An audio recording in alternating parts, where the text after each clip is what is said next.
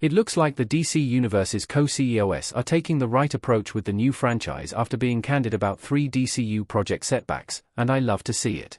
The DCU will soon get underway in earnest with Superman in July, though it technically follows the first canon installment of the shared cinematic universe, Creature Commandos. As excitement mounts for the first live-action movie, prospective fans have been keeping their ears to the ground for updates regarding what comes next and how the franchise is shaping up over a year after the DCEU ended with Aquaman and the Lost Kingdom. In this regard, there has been a litany of positive developments. The DCU has proved that it will lean into fan demand by casting Jason Momoa as Lobo, one of the most in-demand casting decisions in superhero movie history. The DCU has also proved that it is happy to take all the time needed when developing its projects, as evidenced by the fact that Superman wrapped principal photography a year before its release date, giving plenty of room for post-production.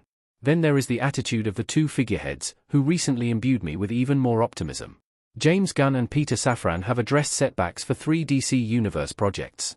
The co-CEOs were honest about certain stumbling blocks.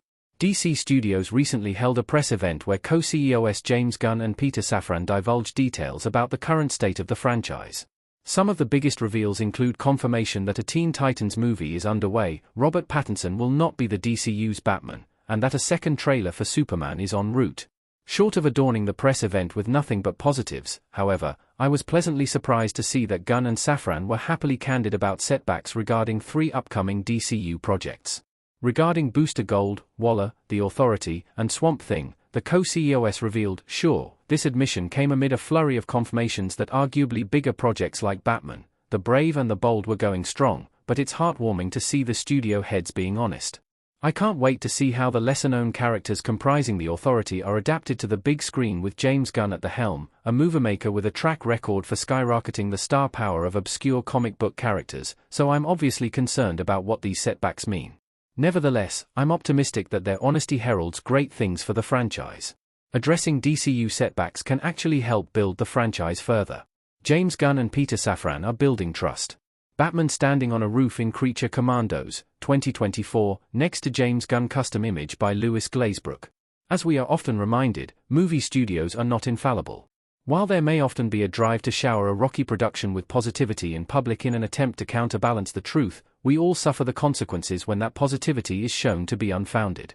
Worse than that, however, is the loss of trust that results from a fandom feeling lied to about the state of a movie and its quality, with theories and rumors thriving in a space mired by misinformation and whitewashing. From the jump, it looks like Gunn and Safran are getting ahead of this eventuality. Being honest to prospective audiences makes the cinematic franchise feel a lot more like a collaborative effort, where the filmmakers genuinely care about the audience's interpretation of a situation.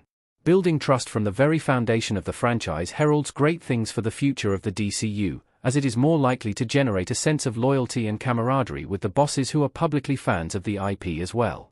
Being frank about setbacks flips the negative connotation on its head, allowing fans to feel better informed and, therefore, more forgiving. I'm glad to know what DCU projects may take longer to make, even if I'm not thrilled to hear some have had complications. We can all manage our expectations. I would obviously prefer to hear that Waller and The Authority are going as strong as the other projects in the DCU's upcoming lineup. While I'm as excited as the next Batman fan to learn that The Brave and the Bold is coming along nicely, I might be more excited about lesser-known characters and the possibility of them becoming the new foremost DC characters as a result of one stellar movie. To that point, however, I would much rather the studio take its time when developing the project to ensure it's the best it can be. Knowing that these projects are going to take a little longer to be released is somewhat relieving. Instead of agonizing over when, if at all, a project will hit the big screen, I'm looking at you, Blade. It allows us all to manage expectations appropriately. Ultimately, I have to hand it to James Gunn and Peter Safran for their candor and for exhibiting respect towards the upcoming DCU fandom months before it has even properly launched.